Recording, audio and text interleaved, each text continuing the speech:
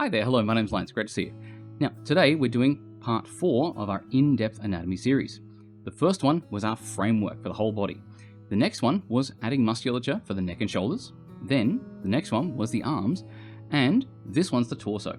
After this, the next one's going to be the breasts, and the one after that is going to be the butt and pelvis. And lastly, the legs. Now, for those of you who've been interested in the lessons, but have been disappointed there is only one of me to do the teaching, well, there's news on the horizon, so join the Discord to stay updated.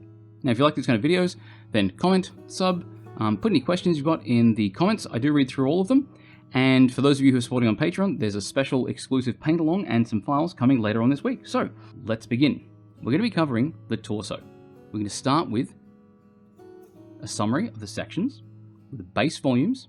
We'll move on to simplified musculature, a simple way of drawing the breasts, the surface planes of the body, a short revision on shoulder mobility relative to the torso, also breast mobility, leg mobility, and bend mobility, and how the spine will cause different distances between the ribs and pelvis based on its position, and then talk a little bit about the bend, stretch, and bend, squish, and of course, twist mobility, and then a little bit on overlap from low angles and bend.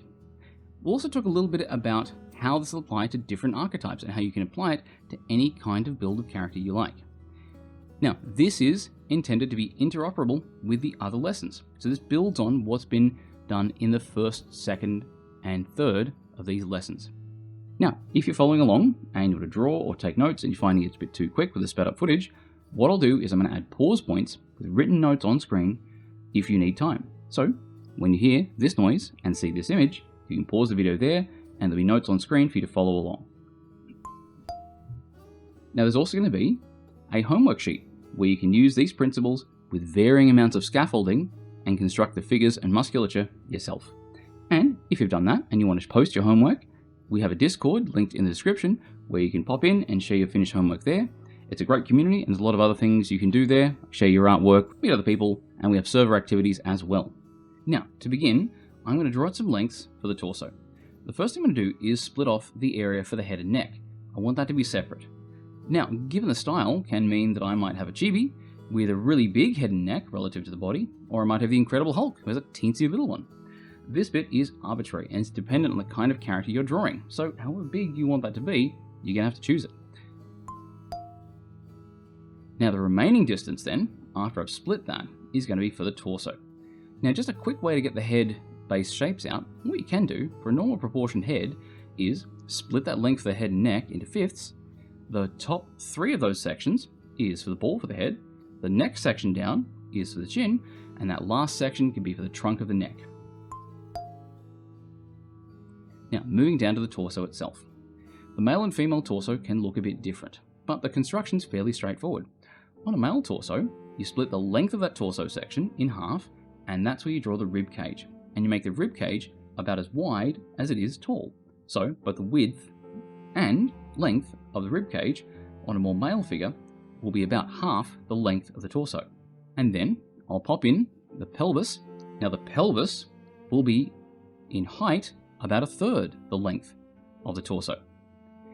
And the width on a male torso, it'll be drawn just slightly narrower than the width of the rib cage.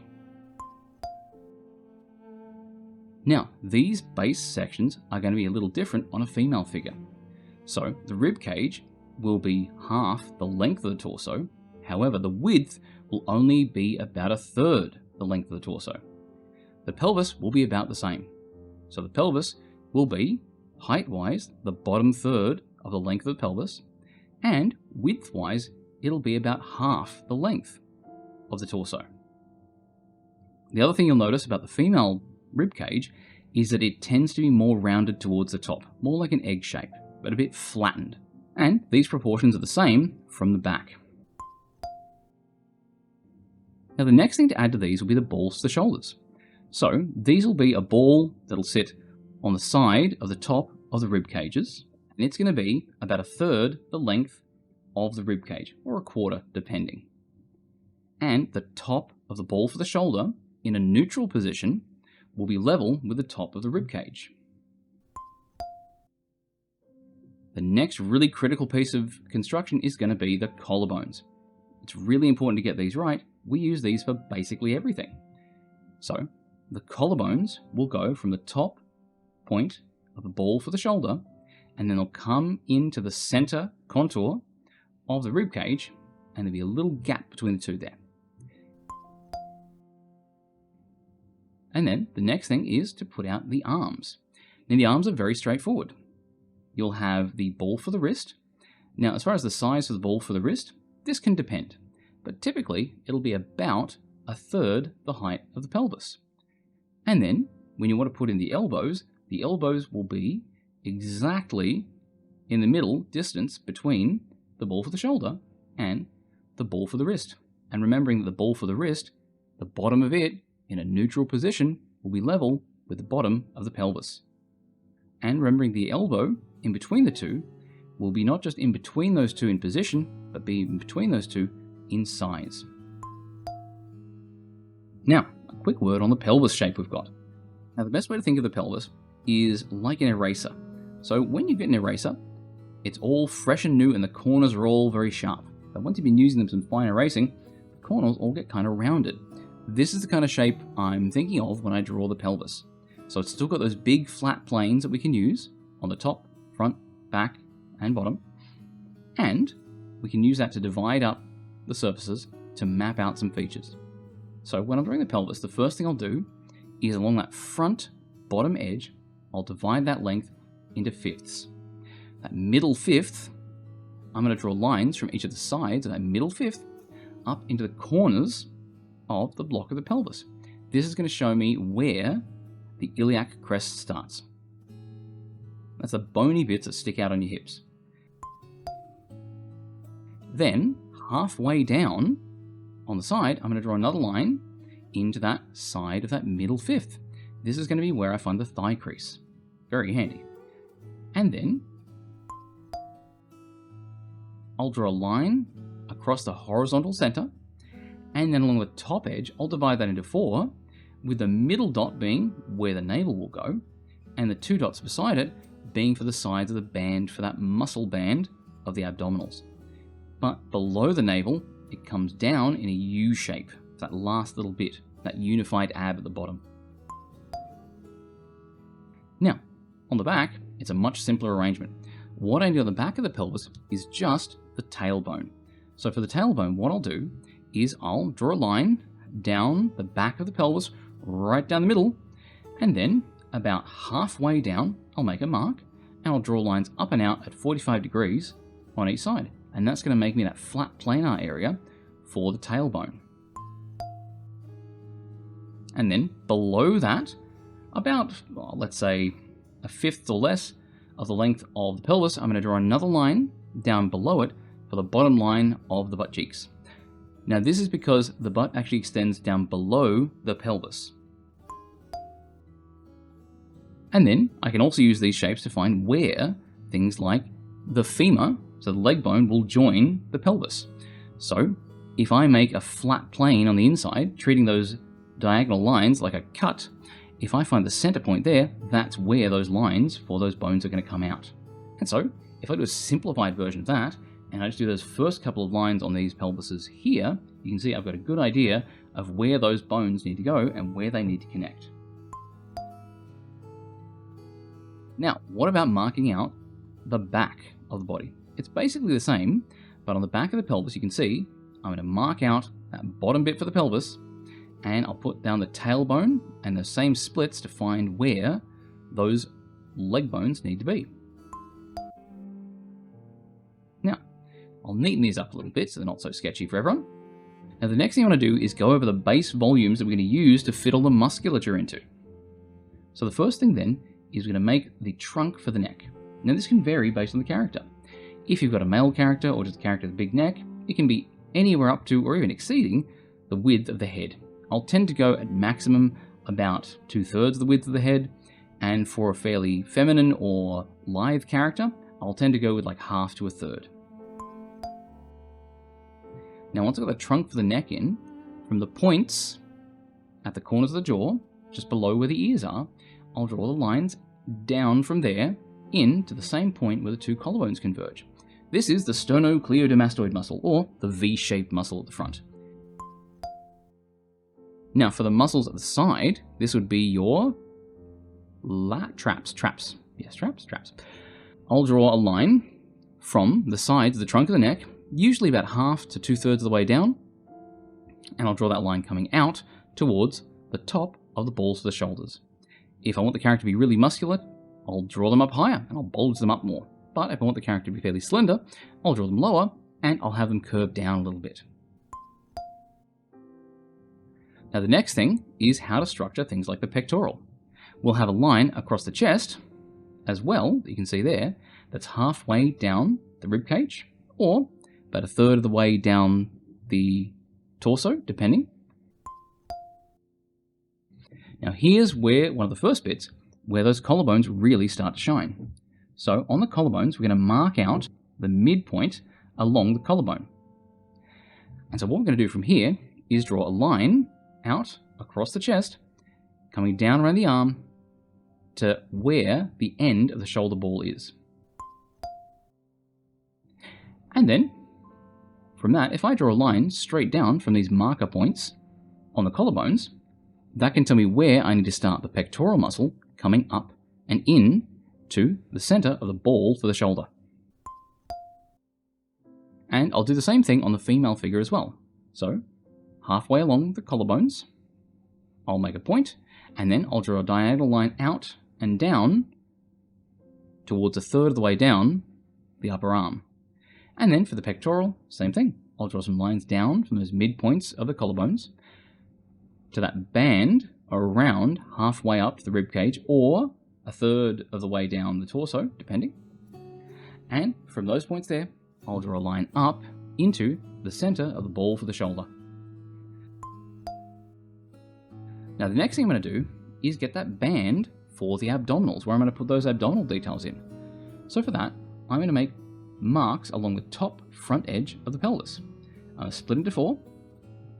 That middle one is going to be the navel, and then the middle 2 are going to be the sides of the band for the abdominals. Now, I can have that band go straight up, but also I can have it widen a little bit as it comes up, and try to sort of trend it towards those midpoints of the collarbones. And then below that line on the pelvis, I'm going to have it come down in a U shape, and it's going to come halfway down the pelvis.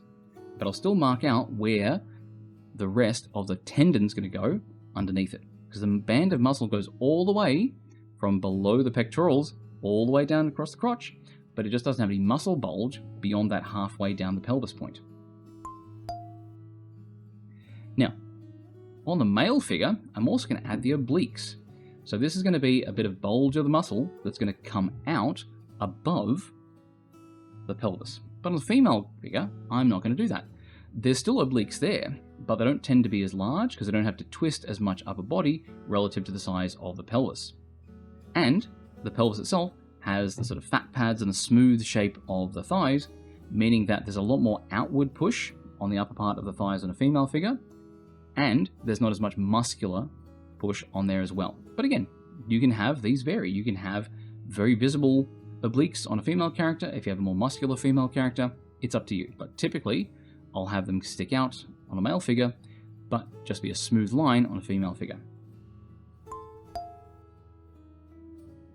Now the next thing would be, from those corners that we use to build the pecs up, we're going to do some diagonal lines down to the bottom corners of the sides of the rib cage. We're going to use this to mark out things like the lats, as well as the ladder muscles that go along the side. And what we'll also do is we'll draw in the muscles that we're going to see on the back. Now, since the hands and arms are going to be in front of these, you won't really see them, but when the arms are lifted, they're there, so you need to know where they go. So, from the outside edge of the ball for the shoulder, we're going to draw a line down and in towards those corners of the bottom of the rib cage. Now, onto the base shapes of the arms. So, we're going to split the length of the upper arm into thirds. It's going to bulge for the first third, and then have a second, longer bulge for the remaining 2/3. Remembering that the arms overall, as they move away from the core of the body, will tend to taper narrower. Now, the upper arm on a female figure will have the same division into thirds, but you can have it bulge for the first third and then go flat or concave for the next 2/3. You can do this for a male figure as well. It just depends what kind of build you're going for and how slender you want them to be. Now, the next thing would be on the thighs. So, the length of the thighs will be based on the length of the figure as a whole. So typically, you'll have from the top of the head to the bottom edge of the crotch will be about half the length of the figure. And so, from the bottom of the crotch to the ground will be the length of the legs, with the thighs being half that remaining length. Now, as far as the shape goes, we're going to have the thighs mapped out as simple volumes around the bones we have that come out of the pelvis. And for a male figure, I'm going to have it get wider gradually for the first 2/3 and then narrow for the remaining third. But on a female figure, I'll have it widen for the first third and then narrow for the remaining 2/3. And both of these are going to start widening halfway down the pelvis. Now, from the back, to get those base volumes in, the first thing I'm going to do is map out where some of these muscles are going to go. So, just like the front, I'll start with the trunk for the neck, and then I'll do the traps, on the sides of the neck that come out from either half to a third, etc., all the way down and bulge depending on the build. But the first thing I'm going to do is I'm going to make a little marker, a little bone nub that sits on the back of your neck. You'll notice this is the same as like where the plugs go in Neon Genesis or where the weak point is in Attack on Titan. It's a really prominent bit of bone that sticks out of the back of the neck. I'll place that just above the height of the shoulders in a neutral position. And then for the placement of the scapula or shoulder blades, what I'm going to do is, unlike the collarbones, which come from the top of the balls of the shoulders and go directly in at a level, the shoulder blades or scapula, they're going to come in, but they're going to come in at a bit of a shallow angle. And they're not going to come in as far. So they're only going to come in about halfway from the top of the ball for the shoulder into that center line for the back. Now, once I've got the top edge for them, I'm going to split the length of the back into thirds. And from a point in the middle of the ball of the shoulder or towards the bottom, I'm going to have a line come in from there towards that notch 2/3 down the length of the rib cage. But it's only going to get halfway there. I'll cut it off. And then between this top and bottom edge, I'm going to draw a line down and have a corner on there if I like for the scapula or shoulder blades.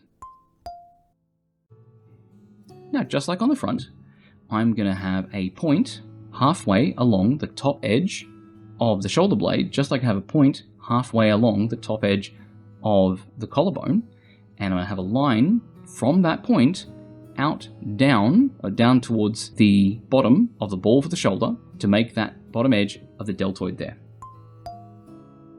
Now, I'm then going to finish that big muscle that sits along the back by having that corner of the shoulder blade and having the muscle come down into a sort of rounded V shape that's going to join together about 2/3 of the way down the back. And then,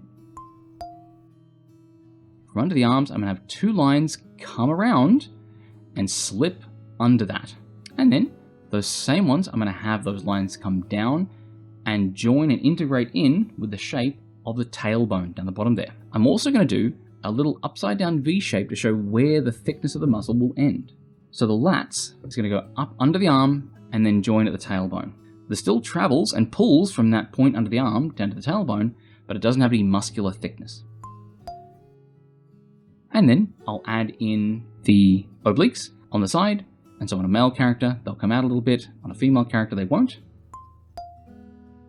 And then for the butt, I'm going to have that back surface of the pelvis, and then I'll have a little bit more come down off the bottom there. Now, both of these, the pelvis is tilted forward, which from the back, you're going to see more of the underside of the pelvis. That's what that area there is. And then we're going to have that line coming down from that bottom edge. And once I do, I'll also do a little pair of lines that come out from that bottom point and come out at 45 degrees to make a little upside down V shape for where there'll be a split in where the butt muscles will sit. Now the next thing is the legs that come out from the bottom. So same as the front. I'm going to have the length of the thighs based on the length of the figure as a whole. I'll have on the male figure, it widen for the first 2/3 and then narrow for the remaining third.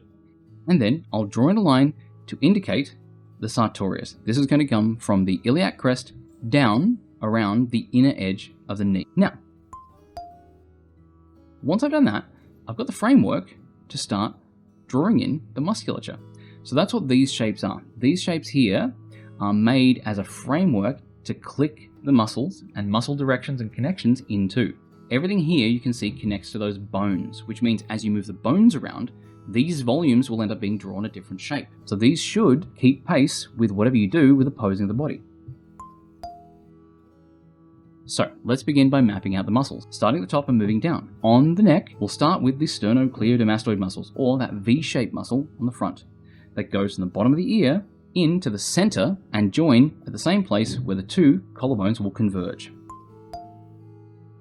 Now once I've done that, I'll put the trunk of the neck in yellow, and that one connects top to bottom. The next one I want to do is to map out the pectoral. So the pectoral is the one responsible for moving your upper arm forwards. So you can see it's a very big muscle because it's got to move your entire arm.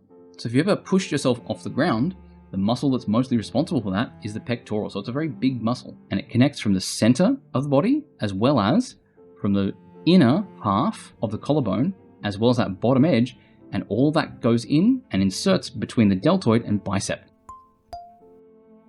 Now, the next thing is to do the deltoid that goes over the top of it. This is the muscle that lifts your arms up like a birdie. And so that one's going to go from the collarbone, so the outer half of the collarbone, over and down in between the bicep and tricep. And then we've got the traps on the back. So they're going to be the ones that are going to go from the top of the shoulder in towards the trunk of the neck. Moving down the body then, we're going to have that band for the abdominals. Now above the navel, we're going to split that into 6 with 3 muscles on each side. And each of them, the muscles are going to move up and down. These are sort of like a band used to do a sit-up motion, basically. They're the ones that pull them in, that crunch the body in on itself. And then there's the section below that bottom bit where it connects and goes under the crotch. This is still where it connects from and to, it just doesn't have any muscular thickness. Then we'll do the lats that come under the arm there in blue, and then we'll do these ladder muscles here. Now the thing to remember with them is that you'll start with some sort of zigzagging shapes. The first movement is down, then in, then down, then in towards the armpit. And the muscle fibers will follow the bottom edge of any given zigzag. Now the next thing to do is the obliques. So we'll draw them in here in green, and they're going to be collecting from the side of the torso down in towards the center front, just next to where the abs join the top of the pelvis there. And then on the upper arm, we'll do the bicep in blue, the one on the front, and the tricep in yellow, the one on the back. And the musculature is the same on a female figure. We have the sternocleidomastoid, the trunk for the neck, we have the traps on the back, and then we have the pectoral muscle that comes in with a deltoid going over.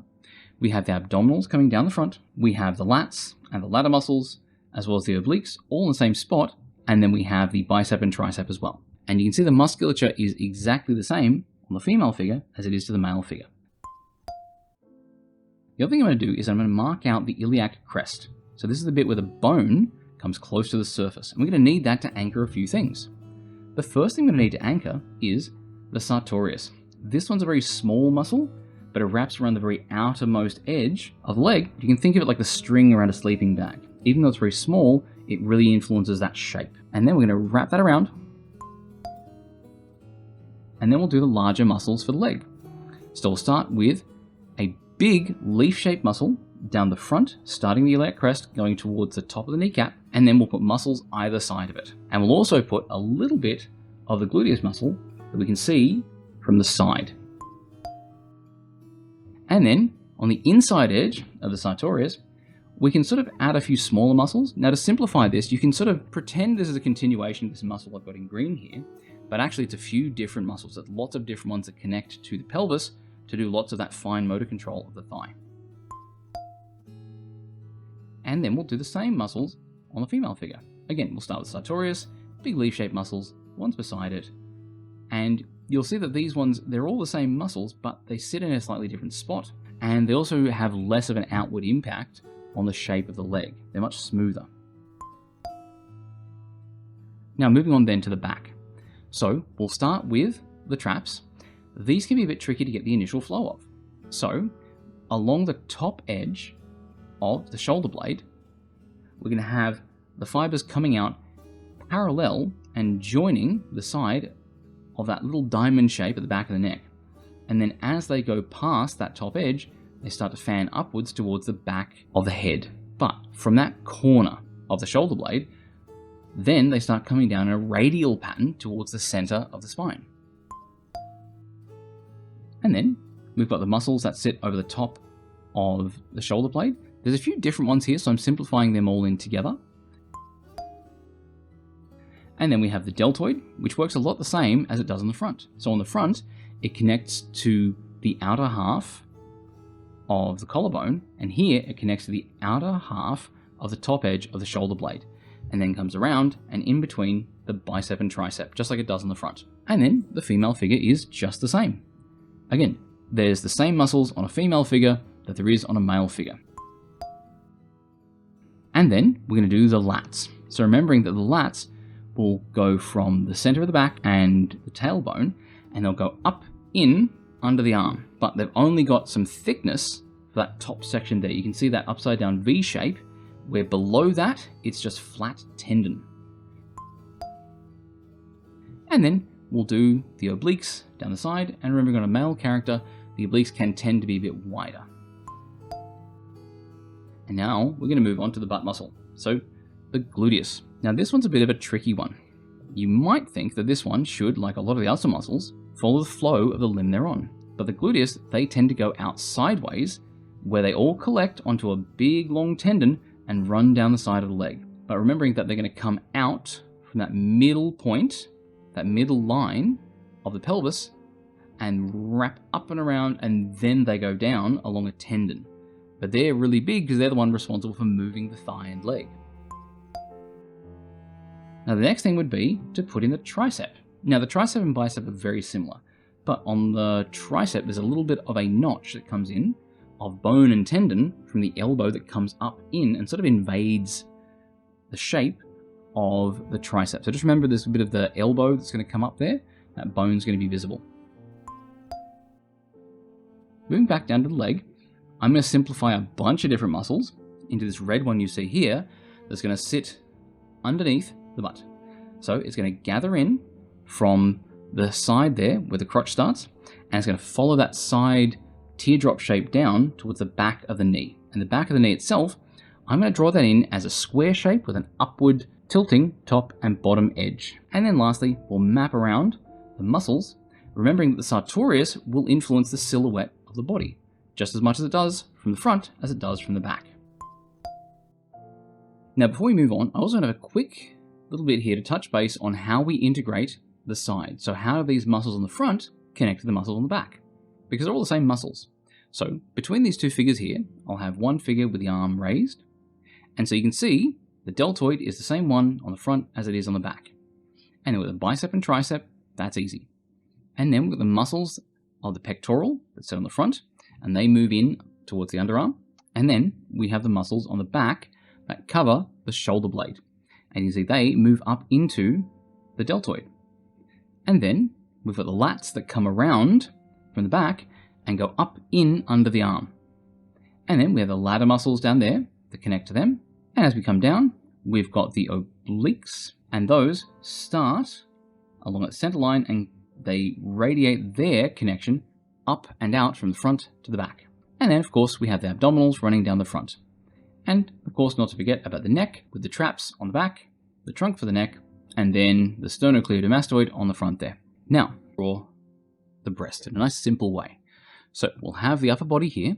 We need the rib cage, shoulders, and pectorals drawn, because part of the mass of the breast is the pectorals. And now we need to decide how big they're going to be. The reason this matters early in the piece is that we need to have a space above the round mass that is roughly the same height as the mass itself up to the collarbone. So if they're really big, then you'll need that same amount of size, that same amount of length above them. But if they're smaller, you don't need as much, because the larger the breasts are, the lower down they'll sit.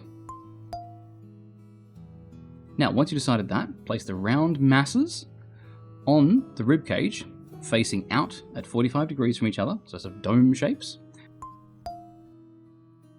And then, to get that top contour, you do an upside down love heart shape, starting at that point between the collarbones and coming out and over the top. This is to help get that top contour of it.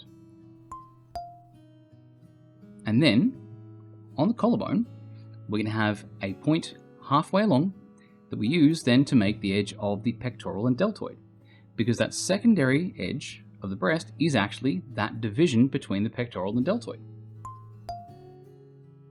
And so then, with all these construction shapes, we're going to follow the contour from the pectoral down to the top edge of the breast, coming out and in, remembering not to have the two round masses of the breast touch in the middle. They don't form cleavage naturally. Cleavage is something you have to cause by having them be pressed in together externally from the outside, either by clothing or by hands or whatever.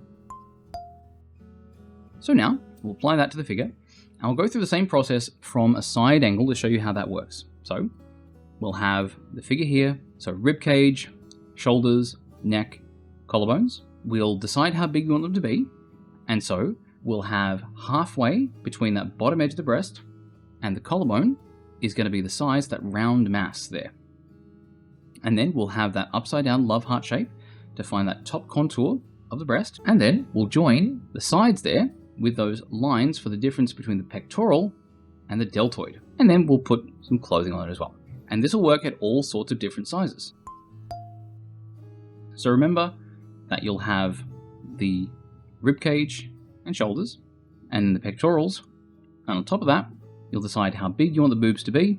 If they're really big, you'll start them further down, and then halfway between that bottom edge and the collarbones you'll make a line around there, around the body, and then you put the masses there.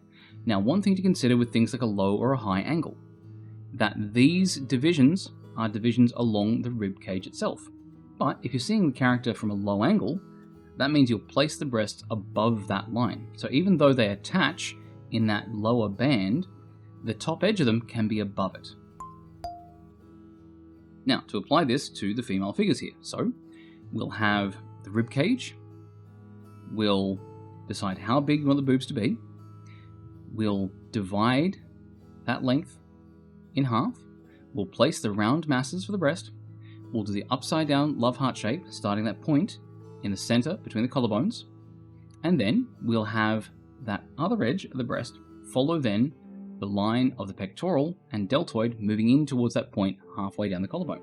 You can also do an V shape in the middle. This is to help you see where the mass will not be.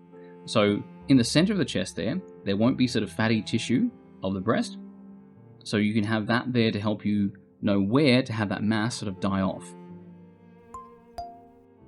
And now we can go over these and just do some simple sort of sketchy line art. And you can see all of these shapes that we've done here for the musculature, not all of them are going to form part of our line art. So not all the muscles need line art. You can communicate muscles and contours with just the edge of tone. You only really need line art if you're having a division between objects. So, for instance, I can tone them all out like this and just do some basic shading there along some of the contours, but I don't need to have line art. Now, we've shaded these, but we can shade them differently. But what we need to do is have a fairly good idea of the contour of these shapes. So once you know where the muscles are, you can map them out with some simple contours. And you can use them to then figure out some surface planes and light them from any direction you want. So if we map out the surface planes here, just some simple surface planes, we can then shade them from a different direction if we like, from a much harsher direction from the side. And so long as we use those simple surface planes to figure out where the base shading is, we can then come in, like we will on the female front-facing figure, and smooth those details out. Now, the next thing is mobility. So what happens to the chest when the arms raise? So the first thing would be that the muscles stretch. So, like we have before, when you raise your arms, it's important to remember that if the arm lifts, the shoulder lifts. No exceptions. And so, once the shoulder's lifted, since the collarbone connects from the top of the shoulder, that means the collarbones are going to tilt up. We can then draw the pectorals. So remembering the pectorals will go from that edge of the collarbone, the middle of the rib cage, and that bottom edge of the pectoral, and they go from those points and they connect in to the upper arm, meaning if the arm goes up, they're all going to gather and point upwards. And then we're going to have the tricep coming out from under them, and then the lats coming around from the side, and then we'll do that from the side as well. So we'll have the arms raised, and from the side you can see then again, we've got the pectorals coming up in towards them, the deltoids coming over the top, and then we'll do the muscles on the side of the rib cage just like we do in the normal front view, and following down the base shapes for the pelvis and legs. Now, we'll colour these through, so we've got a fairly good idea of where they go. So just the same as the front view that you can see there on the right, we're going to have the pectorals, but you see how the direction of the pectorals on the front view with the arms down, the musculature moves out to the side because the arms are down. When the arms are up, they all point up and they get gathered in together and become much taller and flatter. And then the deltoid, of course, gets squished. The triceps can be seen there. We've got the lats will come in because they start at the back and they come around up into the armpit. And then we'll have the deltoid there as well as the ladder muscles on the side. And of course the muscles of the neck and the abs, they're all just the same as they are from the front. And then we'll do them from the side. So same thing, following those same patterns. If you remember the figure we had that was an integration between the front and back views, where we have those muscles from the back coming around to the front. And so now, when we do these, that's the other thing. When you raise the arms, not only do you change the shape of the pectorals, but since, like we said, the breasts gain a lot of their shape from the shape of the pectorals, they will change their shape and also their position. So if the arms get raised, the boobs will also be raised up as well, since they're attached at the pectoral. So, same as before. We'll decide on the size of the boobs, and then we'll split that. But you'll notice that we do it at the top of the pectoral, which means the pectoral has been lifted, then the bottom edge of the breast will also have to come up with it.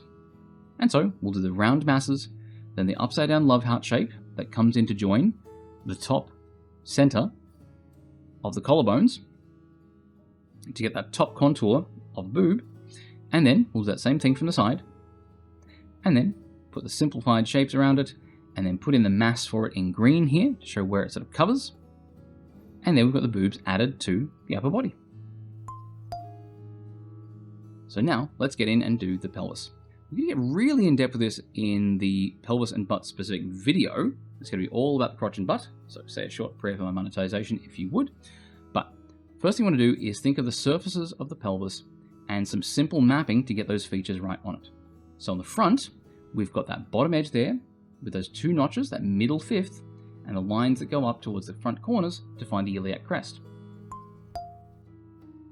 Now on the bottom surface, we use that same division into the notches of fifths, where we do those sort of underpants lines, those watermelon slices, and we then, from those two notches, draw lines down and in towards a point in the center of the bottom surface of the pelvis.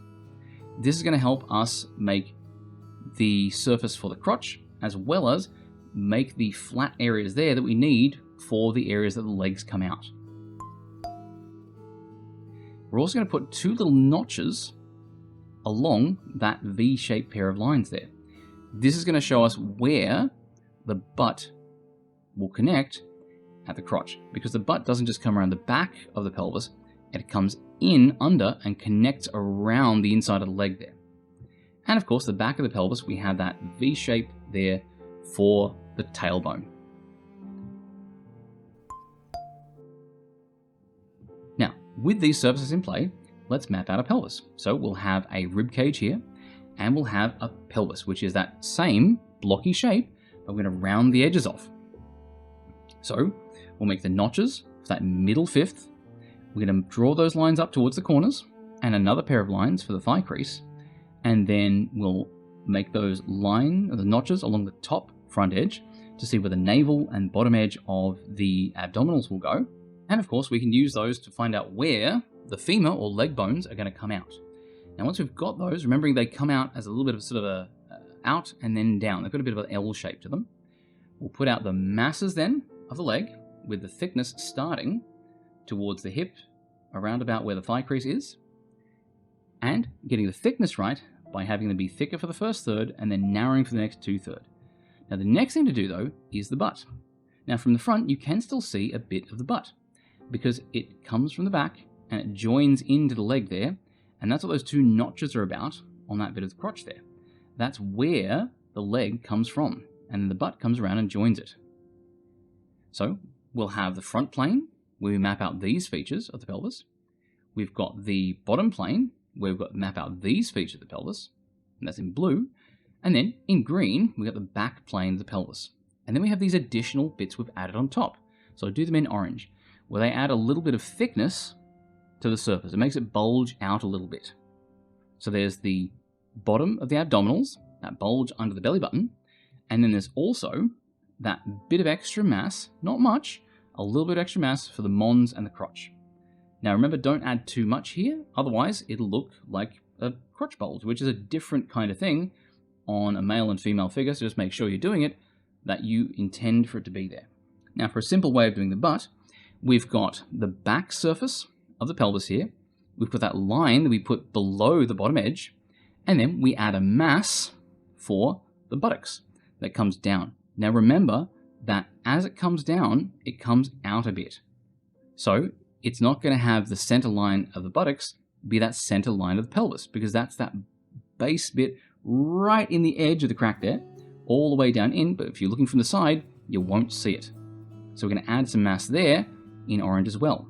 And then underneath it, we'll have those round edges for where the legs are going to join. You can almost see the crotch through there and where they're going to connect. And so, if we have a really, really low view of the pelvis, we'll have the bottom edge here, and we'll tighten up the shape, we'll split it down the middle, we'll make that V shape there to mark where the crotch will be, and on the back edge there, we're going to mark out where the tailbone is, and then we'll have legs coming out and forward, which will stretch the butt around and flatten it. So, if we then add the mass on the back of the butt, and we continue that mass down and around the leg, and on the right side as well, remembering that it will stick out. So unless it's directly front on, that butt is going to lean that line over towards the left or right, depending which way the butt is facing. And so then that's going to come in and join those notches we can see there on the crotch. And then from there, it's going to go and turn out to the bulge of the thigh. I'll put some underpants on there so the YouTube gods don't get too upset. And then throw a bit of base shading on there, but you can still see where those base forms have informed all the pieces of that butt. Now the next thing would be where you do and don't put that crease. So if I have a rear end here with one leg leaning back and one leg leaning forward, you can sort of imagine that that point below where that edge of the butt is, there's a sort of impossibly highly strung thigh high that's stapled on. And so as the leg moves, it drags that edge and it's going to stretch out that bit of butt. So if we have one leg facing slightly forward and one leg facing slightly back, the leg that's coming forward won't have a noticeable crease on it. But the leg that's leaning back will compress that flesh and it will then end up with a crease on the butt. Now, next thing I want to talk about is how the distance will vary between sections of the body. You might have heard people say that they have trouble figuring out the distance between the rib cage and the pelvis. Now the reason for this is the distance will depend on the position, and this is why. So if we have a basic set of the 3 bone masses here, a skull, rib cage, and pelvis, those connect with the spine that is situated at the back. So the spine doesn't run through the center, well, it does run through the middle, but it runs along the back edge. Now as you move those bone masses around, the spine does not change length, but what happens is, if you bend the spine back, those distances will widen. If you bend the spine forward, those distances will narrow at the front. but not at the back. So from the back, the distance between the skull and the rib cage and the butt will remain very consistent. But from the front, they can vary wildly because they are articulated at the back, meaning those distances will vary based on their position. Now the next bit I want to talk about is part of the mobility, which is where some parts of the torso are going to be very rigid and other parts are sort of soft and squishy. And so as you move them, the squishy bits will move a lot and the hard bits won't really move at all. So you can think of this as a box for the rib cage and a box for the pelvis. And if we connect up the corner of those boxes and we twist them, imagining they're like rubber bands, you can see how there's a lot of movement and twist there in the little red stringy sections. And this is sort of how the rib cage will work, and pelvis with the fleshy stuff in between it. So as you position those rigid pieces, you have to then map out and stretch and squeeze those soft bits. So if we map out onto these boxes a simplified version of the rib cage and pelvis, you can see that some parts, the ones in blue, don't move very much at all, but the parts in red really do. Now, if we were to put this in a real world scenario, we'll do a figure here. Now, normally you wouldn't sort of fully develop the sketch with a sort of gap in the middle, but I'm gonna. And so I'll have the rib cage tilted back and out, whereas the pelvis will be down and in. And so what I then do is I map out where those abs will be, and I make that band and I twist that band around the body to connect to the bottom of the pectorals. And do the same thing with the rest of the muscles, like the lats, etc. I'm just doing the rigid sections and then the squishy sections. So remember that the torso will bend, but certain parts of it will do the bending, other parts will do the staying still, because they're rigid and solid, they're bone masses, and bones don't bend. And so if we do a female character, the same thing. I'll do the chest facing kind of sideways and a bit forward and back, and then I'll do the pelvis facing downwards and away the other way. And so I'll do these masses in and finish up the figure, and then you can see I'll have to map the back around. So starting at the tailbone, coming up and then twisting it around towards the back of the spine. And then for the abs, I'm going to start them on the front surface there and map them down and around to the front face of the pelvis, which is out of our view. And then throw some tone over them, and you can see that it'll work pretty well at communicating that twist of the body. Now the next thing I want to talk about is that the mass is constant. So when you bend the body, you'll notice that their mass won't change. What that means is that unlike those rubbish 3D figures or those rubbish wooden dolls, when you bend the body of an actual body, what happens is it doesn't change its volume. The volume remains constant, meaning if part of it is compressed, that volume will show as a bulge or a fold, or if you stretch it, that volume will go concave as it stretches out to cover more distance than it had to before. So this is going to be something that stretches things out, but also squashes them in. So if I have a character here that's very fleshy, and I bend their body over forward, and then I lift the leg up, you're going to get rolls and you're going to get folds. Even on a fairly slender figure, those are unavoidable because mass is constant. So if you compress the mass, it will fold, it will squish, it will bulge. If it doesn't do that, then it won't look real. So then let's talk a little bit about overlap. So overlap is just a matter of perspective, so it's not torso specific, but the torso is one of the parts of the body that really benefit from having a decent amount of overlap. So if here we have a sort of superhero pose but with a knife, we're going to have those sections, those primary bone masses of the skull, rib cage and pelvis, and we're going to put them over the top of each other. This is going to give us a lot of depth and dynamism to the pose. So when you can, remember these different sections of the body, ideally, in a really interesting pose, there should be some overlap between them to show the body being moved or being viewed from an interesting angle. Speaking of, here we'll have a character from a very low angle. So we'll have overlap of the pelvis over the rib cage and overlap of the rib cage over the skull. And then we map the sections around it and we get a much more interesting angle, and it really helps us get that perspective in. And so we do the same thing from the front with a lot of twist and overlap. And you can see how if we map out the breasts onto the rib cage, they're going to give some overlap to the head. Having overlap gives a lot of depth, even internally within the figure, not just having them hiding behind something or sitting on a chair, but overlap within the figure can give you a lot more interest in the shapes and forms that you're describing. So for instance, if we have a character leaning forward, we get to have a lot of overlap of the arms over the rib cage over the pelvis, and then the pelvis over the legs. And that's going to give us a lot more interest in the pose. Same thing with a low angle. If you view them from a different angle, if you understand the shape as a three-dimensional object, you can get a lot more engaging poses with those components. So the next thing is, how do we apply this with different kinds of figures? Well, the good news is that you can basically bend and stretch any of the rules we've gone over here today, because none of them are actually rules. They're all just guidelines. So we'll do a very small figure, we'll do a very big figure, we'll do some medium-sized figures, and we'll do some various boys and girl figures on here as well. So those, again, very, very simple masses for the bones. We'll have the skull, the rib cage, the pelvis, and then the arms, and the lengths will all be relative to the other ones. Now you can see on these, we've got the character on the bottom left, a really big head that's almost as long as the body. But then the character second from the left has a tiny head and a very big body. So all these ratios are just whatever you want to have. It's up to you to decide what kind of figure you want to do, because all of these are valid. And then, once I've got those basic forms, I'll go over and put in my basic volumes. So, same thing here, I'll do the head, splitting that up into fifths, with the top 3 for the ball for the head, and then remaining amount for the chin, and then the neck. I'll do the arms coming down so that the wrists are level with the bottom of the pelvis, and I'll have the upper arm just like before. I'll split the length into thirds, have it come out for the first third, and then flat for the next 2 thirds. I'll map out that front face of the pelvis to figure out where the thigh crease would be and that front plane. I'll do the thighs, again, thickening for the first third, narrowing for the next 2 thirds, and then I can move on to my big lizard man. So I'll do the ball for the head, but instead of a chin coming down, I'll have a big sort of square thing coming out forward.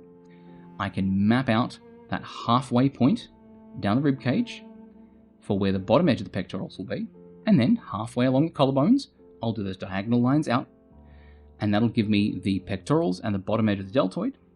I'll map out the box of the pelvis to find that middle half there. If I break it into quarters, that middle 2 quarters, to find the navel, as well as the point where the band of muscle will come down. And then I can do the obliques. I can then map out the top of the deltoids as well as the bicep and tricep. And then I can do the front surface of the pelvis, as well as do the masses of the thighs, with them being on a male figure, wider for the first 2 thirds and narrow for the next 1 third, or you can do it sort of half and half if you prefer, and have it widen for the first half and narrow for the next half, and then do another figure. I'll start again with the rib cage and collar for the neck, and I'll have the balls for the shoulders being about 1/3 to 1/4 the length of the rib cage. Halfway down the rib cage, I'll do a line across for where the pectoral will be, and then I can do the pelvis, mark out that front edge to find out where the abs need to go, and then do the arms in, again measuring them into thirds for where they go thicker and thinner, and then doing the thighs as I bring them out from the pelvis there, and then I can do a bale shape here. So same rules. Have the ball for the head, come down and do the rib cage, and so the rib cage is as wide as it is tall, but then the pelvis is slightly narrow on a male figure. I can map out the pectorals and deltoids and upper arms, and then the legs as well. And now this character, I'll use those mapping features on the head to put in a big pair of animal ears, which I think will look really cute, and then put in the ball for the shoulder, get the shaping for the arms, same as the other ones, map out where the abs will be, the shape of the thighs, and then the male figure on the side here, same again. Figure out where the bottom edge of the pectoral will be, then map out the rest of the features like the deltoids, the biceps and triceps, and the shape of the limbs. And so over the top of that, I can then do my detailing. But a lot of these shapes, again, none of these rules are hard rules, and ideally, once you've done these a few times, you'll internalize them. You'll see them in your mind. So I'll turn them off, and I'll go over the detailing, seeing them in my mind, and hopefully you will too. Alright, and now we'll go through and add some detail to these figures. So we'll start with the figure on the left. So we're going to have them as a short little sort of goblin-y elf thing with some thighs and some sleeves. And so we're going to use those base shapes, and we're going to imagine then those base volumes and build around those. And so we'll have the sleeves and head and detail in there. And then for the big lizard man, we'll lean into that angularity for the face and add those sort of ridges there. If you're interested in doing this kind of thing, I recommend doing some studies of things like goannas or lizards or any other kind of monitor. And so we'll build down again. We'll have that band down around for where the pecs will be, and we'll imagine then that connection from the collarbone down to make things like the deltoids and the sides of the pecs. We'll get a little bit of a band down for where the abs will be and the obliques on the side, and you can see that we don't really need those exact sort of shapes to make these figures. And then we'll do another figure in the middle. We'll have some spiky hair. Someone said this looked like Frankie, but we didn't get that show here, so I'm afraid I don't know who that is, but it's the same sort of, earrings and hair down one side and thing at the back. So if you got a show like this when you were kids, then look, you got better TV than I did. And then we'll do another young bloke here. So the sort of spiky main character hair. I think part of it shows through that I really want there to be a Mega Man Legends 3, but I'm not going to get one. But again, this one's got the same sort of male base volume build, but it's on a smaller scale. The arms are narrower, but you can see all the pieces are there, and they relate to each other. Everything connects to and from something. And then, for the fox, I'll do some sort of, fox spirit thing with big sort of ears and maybe sort of sneaky eyes, or maybe cheerful eyes. I didn't really decide until I got most of the way through. And then, do the same thing here, body form, pelvis, that line around there. So, the line for the top, that one's a good way of having the contour of the body. So I use that then for the top. And then, a character up the side here, some sort of overconfident sort of, muscly jerk bloke. And so, again, simple forms that I then turn into the musculature. And all the musculature is based off having a start and end point where it connects from. And then just go over and do some base tones on top, and do a second one, so I've got some texture then for the lizard man, and then going over and adding these bits. And these bits of tone here are based then similarly on that surface plane map that you get from an understanding of those muscles. So even if I'm not noting those bits in the sketch for what will become line art, I still want to note them down because I can use them for things like adding tone. And then a little bit of shine, and we're done. And so you can see then the same rules will apply to any kind of figure or build. It's just a matter of how you express them, and it'll let you build them from any angle, hopefully. So now let's move on to this in situ with a nice finished illustration, full color, the whole kit. Now, if you're interested in one of these that's not sped up and is done at 1:1 speed where I talk through the whole thing, I've got a series of videos that I've got linked in the description, which are 1:1 speed draw along, sort of like Bob Ross but with anime girls, and I'm not nearly as nice of a person. Now, so we'll start then with this. The idea was supposed to be the morning of January 1st, where you wake up and find out what you've done the previous evening. This one I thought it'd be funny for someone to wake up with something written on their stomach that they discover while they're brushing their teeth. Now, there's a few different options that got floated for the idea here. Some of them were a bit too racy, but eventually I went with one person's phone number, and then that one's been sort of crossed out and smudged off replaced with a better phone number and a kiss mark as well. So I thought that might be a nice way of having a bit of an implied narrative there, but also having the whole image be essentially all about the torso. So you can see here I'm applying that bit of tone there to the torso for the shading, and then the last thing I'm going to do is, instead of adding highlights, I'm going to darken the whole thing with a multiply layer and then just chisel some of the highlights out. And that's how I'll get that effect. And I'll just go over that with a bit of a glow layer to turn that bit of lack of shadow into a bit of shine there. And lastly, putting the digits in. Someone did point out in the VC while I was drawing this that all the numbers were the right way around. If this is in the mirror, then they should be backwards. So I had to hastily fix that and then just rearrange a few things. And that's it. Now, I hope you liked this bit of in-depth information on how to draw the torso. The next video is going to be how to draw the breasts, sizes, directions, movement, etc. All that great stuff. And the one after that is going to be the butt and crotch. And then the one after that is going to be the legs. If you're interested in things like hands, head, feet, I already have separate videos on those that go plenty in depth as it is. Now, if you like the video and want to support the channel, I'd really appreciate, like, subscribe, say something in the comments, let me know what you thought of the video, any questions on stuff you'd like to see in future, or just start an argument. It's all engagement. Don't actually start an argument. Anyway, till then, thank you very much for your time. For those of you who did do the like, subscribe thing, I really appreciate it. For those of you who did do the Patreon thing, I really appreciate that.